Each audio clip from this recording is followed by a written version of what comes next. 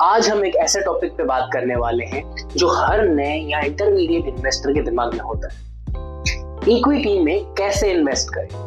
क्या direct stocks लें या म्यूचुअल फंड के थ्रू एसआईपी करें या फिर एक लो कॉस्ट इंडेक्स फंड? क्या आप भी कंफ्यूज्ड हो? ग्रेट। आज की वीडियो ये कंफ्यूजन हटा के आपको क्लैरिटी देगी, क्योंकि आज हम बात करने वाले हैं रिटेलर्स के लिए मेजर 3 इक्विटी में इन्वेस्ट करने के ऑप्शंस, उनके प्रोज और कॉन्स, और वीडियो के एंड में मैं आपको एक क्रिस्टल क्लियर एक्शन प्लान भी दूंगा। Let's get started. सब लोग मानते हैं कि इक्विटी में इन्वेस्ट करना लॉन्ग टर्म के लिए बेस्ट है, लेकिन सवाल ये आता है कि कैसे इन्वेस्ट करें? खुद स्टॉक्स को पिक करके लें या किसी एक्सपर्ट को दे दें पैसे इन्वेस्ट करने के लिए, या फिर एक इंडेक्स को फॉलो करना बेस्ट है? इन तीनों ऑप्शंस को समझना जरूरी है, क्योंकि हर इन्वेस्टर अलग होता है। हर इन्वेस्टर की रिस्क लेने की कैपेसिटी अलग होती है, हर इन्वेस्टर का नॉलेज लेवल अलग होता है, हर इन्वेस्टर का टाइम अवेलेबिलिटी और उनके गोल्स अलग होते हैं। तो फिर इन्वेस्टमेंट भी एक नहीं हो सकता। अगर आप किसी रॉन्ग ऑप्शन को चुन लेते हो तो या तो आपका रिटर्न सफर करेगा या आप इन्वेस्टिंग छोड़ दोगे। तो चलिए इन सारे ऑप्शंस को अच्छे से क्लियर कट समझते हैं। Option number 1, direct stock investing.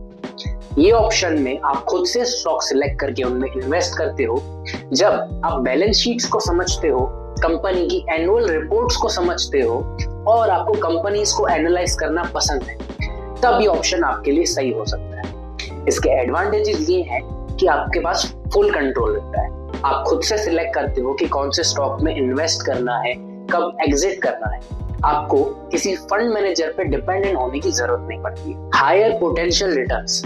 अगर आप सही स्टॉक पिक करते हो तो आप म्यूचुअल फंड से भी ज्यादा रिटर्न्स जनरेट कर सकते हो। एंड आई रिपीट, अगर आप सही स्टॉक पिक करते हो। फिर आता है लर्निंग एंड बिल्डिंग। आप धीरे धीरे एक कॉन्फिडेंट इन्वेस्टर बन जाते हो जो खुद के डिसीजंस खुद से ले सकता है और खुद की वेल्थ खुद जनरेट कर सकता है। लेकिन इसके साथ साथ इसके डिसएडवांटेजेस भी है। पहला, डाइवर्सिफिकेशन कॉस्टली हो जाता है। आपको अच्छे हाई क्वालिटी स्टॉक्स, 10 से 12 हाई क्वालिटी स्टॉक्स लेने में 2 से 3 लाख तक का कैपिटल लग सकता है, अगर आप उनकी अच्छी क्वांटिटी लेना चाहते हो। उसके बाद आता है टाइम कमिटमेंट। कंपनीज को एनालाइज करना, उनकी क्वार्टरली रिजल्ट्स को स्टडी करना, न्यूज को मॉनिटर करना, ये सब चीजें आपको खुद से करनी पड़ेगी। तो ये kind of part time job बन जाता है। टेम्परामेंट। जब मार्केट गिरता है तब इमोशनल कंट्रोल रखना काफी ज्यादा जरूरी होता है। पैनिक सेलिंग या ओवर ट्रेडिंग काफी ज्यादा कॉमन है, और अगर आपने गलती से कोई गलत स्टॉक चुन लिया तो वो चीज आपके पोर्टफोलियो पे काफी ज्यादा भारी पड़ सकती है।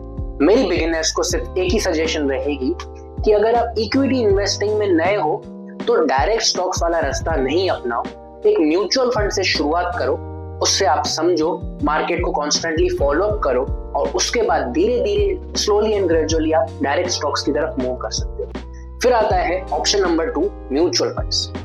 अगर आप आपके काम में ज्यादा बिजी रहते हो या फिर आपको स्टॉक एनालिसिस में इंटरेस्ट नहीं है लेकिन आपको इक्विटी के रिटर्न्स चाहिए, तो म्यूचुअल फंड्स आपके लिए परफेक्ट ऑप्शन है। ये एक प्रोफेशनली मैनेज्ड व्हीकल होता है जहां आपके पैसे एक प्रोफेशनल फंड मैनेजर अलग अलग स्टॉक्स में इन्वेस्ट करता है। अब बात करते हैं म्यूचुअल फंड्स की एडवांटेजेस। इसका सबसे बड़ा एडवांटेज है डाइवर्सिफिकेशन। आप एक फंड के अंदर 50 से 60 हाई क्वालिटी स्टॉक्स का डाइवर्सिफिकेशन ले सकते हो। आप 500 रुपए पर महीना से भी इस डाइवर्सिफिकेशन का फायदा उठा सकते हो। Professional management. फंड मैनेजर्स और रिसर्च टीम कंटिन्यूअसली एनालिसिस करते हैं और अलोकेशन करते हैं आपके बिहाफ। उसके बाद कन्वीनियंस एंड ऑटोमेशन। आप एसआईपी सेट कर दो, इन्वेस्टमेंट ऑटोमेट हो गया और आपको हर वीक मार्केट देखने की जरूरत भी नहीं। फिर आता है transparency. Performance reports, NAVs, portfolio updates, सब कुछ ऑनलाइन अवेलेबल है। इसका सिर्फ एक ही पोटेंशियल डिसएडवांटेज है, जो कि है फंड मैनेजर रिस्क। अगर जो फंड में हमने इन्वेस्ट किया है उसका अगर फंड मैनेजर कोई गलत कॉल लेता है तो आपका रिटर्न भी सफर करेगा। अगर आप बिगिनर हो या आप आपके काम में बिजी रहते हो या एक लो मेंटेनेंस इन्वेस्टमेंट चाहते हो तो म्यूचुअल फंड आपके लिए परफेक्ट व्हीकल है। Flexi cap, large cap, hybrid funds, इनसे आप शुरुआत कर सकते हो। फिर आता है इंडेक्स फंड्स। इंडेक्स फंड वो इन्वेस्टिंग टूल है जिसके अंदर फंड मैनेजर कोई पर्टिकुलर इंडेक्स का कॉपी करके अपना पोर्टफोलियो बना देता है। इससे होता ये है कि आपका एक्सपेंस कम हो जाए। ये इन्वेस्टमेंट उन लोगों के लिए सूटेबल है जिन्हें अल्ट्रा लो कॉस्ट इन्वेस्टिंग करनी है और वो लोग मार्केट को टाइम या पर्टिकुलर स्टॉक सिलेक्शन में बिलीव नहीं करते। इसका एडवांटेज यही है कि आपका एक्सपेंस कम कर देगा, जो लॉन्ग टर्म में आपके लिए काफी ज्यादा बेनिफिशियल होगा। ये काफी सिंपल हो जाता है क्योंकि इसके अंदर कोई एक्टिव स्टॉक सिलेक्शन नहीं है। आप इसमें SIP स्टार्ट करो और 10 साल के लिए भूल जाओ। इसका डिसएडवांटेज यही है कि ये मार्केट जैसे ही रिटर्न देगा, ये कभी भी आपको एक्स्ट्रा रिटर्न्स या आउट परफॉर्मेंस नहीं दे सकेगा। ये आइडिया उन लोगों के लिए जो अपना रिटायरमेंट कॉर्पस बिल्ड कर रहे हैं या फिर एक लो कॉस्ट इन्वेस्टिंग चाहते हैं और लॉन्ग टर्म पोर्टफोलियो बिल्ड करना चाहते हैं। अब बात आती है कि आपको क्या चूज करना चाहिए। आपको क्या चूज करना चाहिए ये डिपेंड करता है कि आपकी नॉलेज कितनी है, आपके पास कितना टाइम है, आप कितना रिस्क ले सकते हैं, आपके क्या फाइनेंशियल गोल्स हैं जिनके लिए हम इन्वेस्ट करें। चलिए मैं आपको एक फ्रेमवर्क सजेस्ट करता हूँ। अगर आप बिगिनर हो तो आप इंडेक्स फंड्स के साथ जाइए या फिर आप एक एक्टिव, फ्लेक्सी या मल्टी कैप म्यूचुअल फंड भी ले सकते हो। अगर आप 1 से 2 साल से इन्वेस्ट कर रहे हो तो आप आपके पोर्टफोलियो में मिड कैप और स्मॉल कैप को ऐड करना कंसिडर करो।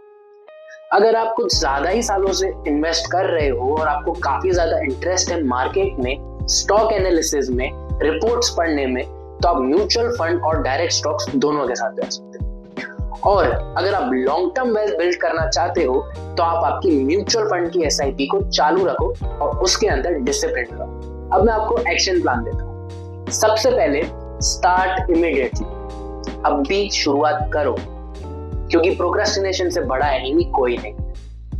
500 रुपए पर महीना भी इनफ है। उसके बाद पिक योर कोर फंड, कोई फ्लेक्सी कैप या मल्टी कैप स्कीम जो आपके कोर पोर्टफोलियो का पार्ट बने, या फिर कोई index fund, for example Nifty 50 index fund या फिर निफ्टी नेक्स्ट 50 इंडेक्स फंड, इनसे भी शुरुआत करना परफेक्ट है। स्टे कंसिस्टेंट, कम से कम 5 साल तक आप SIP को चालू रखो। डरो मत, कुछ नहीं होगा। और उस SIP को पीरियोडिकली रिव्यू भी करते जाओ। हर 6-7 महीने में अपने पोर्टफोलियो को रिव्यू करो। क्या आपके रिटर्न्स, रिस्क और आपके गोल्स अलाइन हो रहे हैं? अगर नहीं हो रहे हैं तो उसके लिए measures. And also avoid exotic and risky funds. Crypto, international sector funds या कॉम्प्लेक्स थीमेटिक फंड्स को अवॉइड करो जब तक आप एक एडवांस इन्वेस्टर नहीं बन जाते। अगर आपको ये वीडियो वैल्यूएबल लगा हो तो इस वीडियो को लाइक करो, अपने फैमिली एंड फ्रेंड्स के साथ शेयर करो और कमेंट करो अगर आपको कोई भी सहायता की जरूरत हो। And I will be more than happy to help you out. और अगर आपको पर्सनलाइज्ड SIP या म्यूचुअल फंड या फिर पोर्टफोलियो स्ट्रक्चर चाहिए, then feel free to contact us. हम आपका पोर्टफोलियो सिंप्लीफाई करेंगे, आपकी गोल बेस्ड इन्वेस्टिंग सेट करेंगे और आपको एक इन्फॉर्म्ड इन्वेस्टर बनने में हेल्प करेंगे। मैं मिलता हूं आपसे अगली वीडियो में एक नए फाइनेंशियल ज्ञान के साथ। तब तक stay invested, stay smart and keep compound.